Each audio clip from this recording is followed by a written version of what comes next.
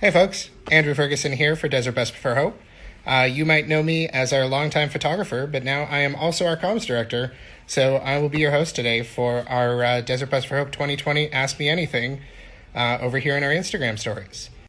So if you're wondering how we've structured the event this year, what we considered when we're coming up for it, or if you just want to know what we've been up to or what's going on with merch, anything like that, feel free to just ask us some questions here. I'm going to put the little Instagram sticker pop up here and go get myself a morning coffee. I'll come on back and start answering questions for y'all. And don't worry, these are going to be available after 24 hours because we'll stick them in our Instagram stories and our wonderful VSD will put them up on the YouTube channel so that folks who don't have Instagram will be able to see this as well. So send me your questions. The Metalupus asks, will there be a shirt and a pin like previous years? Absolutely yes to both. We're partnering with Fangamer again for the shirt, and for the pin, to avoid the issues we had with shipping last year, we've already got it. In case you're wondering why I'm outside, my favorite coffee shop's closed, so I'm going to be answering a couple questions here before I put my mask back on to go on a longer coffee journey. Car76 asks, when do you start planning for Desert Bus each year? That's our friend Kirsten from Child's Play. Hey! We usually start somewhere around March or April, occasionally in May in some of the other years, but this year, for obvious reasons, we started early. Aquilian Knights asks, what is happening to shifts? What about staples like coffee pong, dance parties, and Beej? Well, coffee pong's going to be a little trickier this year, but I have faith in Dawn Guard. However, you can definitely count on dance parties, and you can definitely count on Beej. Back, and I have coffee. So the Alyssa Lowe asks, will shifts remain the same this year? We're still going to have the same 4 shifts that you know and love, but we're going to have a couple new faces on those shifts. So most entertainers, most folks are staying to the same shifts, but we're going to add a few guests. Ficro86 asks if there's any updates on the release of the documentary we can share. Unfortunately, I don't have any updates that I can share with you at this time, but I can tell you it's still being worked on. There's just a lot of moving parts behind the scenes to make it happen. But we haven't forgotten. Oh, I found the filters. Now y'all are in trouble. Rules asks, with the pandemic, is everyone involved going to be busing from home? Yep. You may not have seen our most recent announcement, but this year we are going to be doing Desert Bus for Hope virtually from our homes, and it's gonna get weird. It seems that the times that you have to answer these questions is quite limited, so I'm just going to extend this one a bit. For folks who haven't seen our recent announcement, Desert Bus for Hope is going entirely virtual this year. So we're all going to be busing from home. You get to see our homes like you can right now. And it's going to be really interesting. This is the best way that we came up with after months of research to try and help ensure that we can keep all of our volunteers safe, keep everybody healthy, and set a great example for our younger viewers who may be watching. So it's going to be a little different, but our broadcast team is putting together some incredible technology so that we can still interact, do weird goofs, have lots of wacky fun, even though we're all separate. HM Fonz asks, with limited screen real estate, will actually playing and showing Desert Bus still be a thing? Well, thanks to the work of MAP over on our broadcast team, we are absolutely still going to be able to have that be a part of the broadcast. We can probably find a corner to tuck it in. Ian Jolly asks, how much did Rustproof Bee Shed raise in the end? Our incredible donors raised $12,085 for Trans Lifeline over the course of just 6 hours, which was incredible. Kinslayer6788 asks, anything you feel works better online? Well, on top of being safer for everybody, there's also going to be some new opportunities for fun goofs for the entertainers who will now be able to control their own video feeds and have a little fun there. They've also asked if there's anything you feel can never work online. Well, group hugs are going to be a little tricky, I'll tell you that one. But a lot of the stuff that we like to do for Desert Bus for Hope, we're going to be able to adapt in some way or another. And that's our goal. Richard Groom 524 asks, how challenging has it been to adapt this year? Very. This one actually deserves a longer response, so I'm going to throw you over to different filtered Andrew in a different part of his house. Andrew? Thanks, Andrew. Yeah, I know I'm goofing with filters, but this is a big one, right? Yes, there's no getting around the fact that this year has been hard for everybody. Everybody watching this story, everybody at Desert Bus. It's a lot. But we've been working on it for months now. We really, really want to try and find a way that's going to help light people's lives up in a bit of a dark time. So it has been really difficult for us, But even right now, just with the support that we're receiving from the community, it's also been really rewarding. So we've had to put off some projects that we were hoping to do this year till 2021 to spend several months looking at how we were going to tackle this. But we definitely feel like it was the right decision. And we're really, really looking forward to putting in that work to put on a great show and give people a bit of a break, a bit of an escape, and as always, to just raise some money to help the children. Fish asks, are you going to have as many people as last year? We've still got the same number of incredible volunteers, but you might not see as many of them on camera this year. But doing this remotely is going to be opening up some new opportunities for entertainers that we haven't been able to get before. Questions are coming from inside the bus. This one was asked by our incredible chat mod Dix, asking what my standard coffee order is. Well, I'm usually a nice latte person, but today I went with a large hazelnut mocha. Mr. Martin Threes asks, what part are you all most excited for? Well, I can't speak for everybody, but I am most excited for doing Desert Bus and sleeping in my own bed. I think the serious answer for this one is that we're just all really looking forward to doing this together and getting to see each other and getting to do something fun and weird that helps people. This has been a really difficult year for a lot of us as well, just as much as it has been for everyone else. And Desert Bus really is a shining light in our lives and brings us a lot of joy to do this thing and to do this together and to see our friends. It's been much harder for us to get together in any kind of way, and oftentimes that's usually restricted to planning meetings.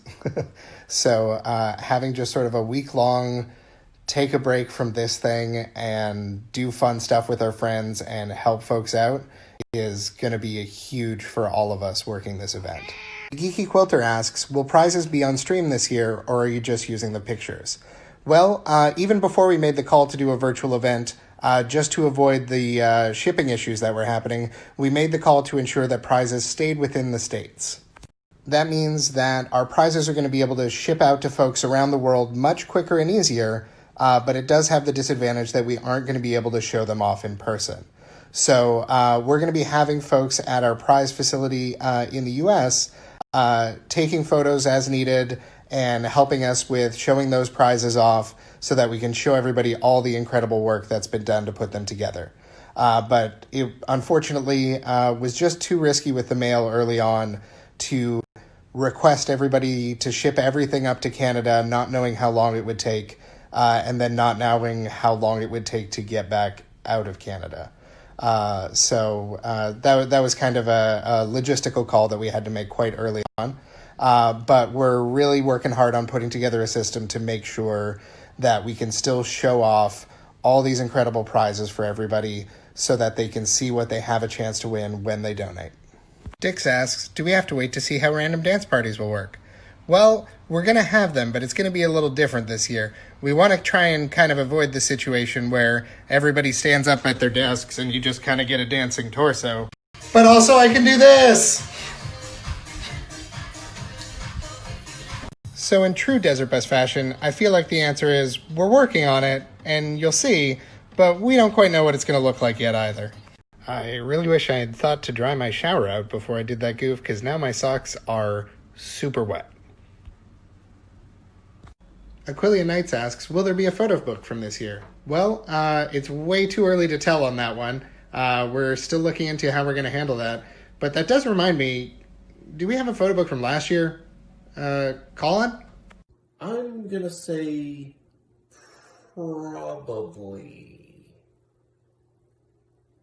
Blue Lotus Designs and Cosplay asks, I've always wondered how the craft-along crafts are decided for silent auction versus live auction. For that one, I'm going to have to send you over once again to our wet socks correspondent in the shower. It's Andrew. I'm not sure why I wanted to answer this one standing in a puddle of water either, but here we are together in this echoey shower. Blue Lotus, to answer your questions, we actually don't look at the prizes from the craft-along individually. We look at all Desert Bus prizes together. So craft-along prizes, corporate prizes, everything like that.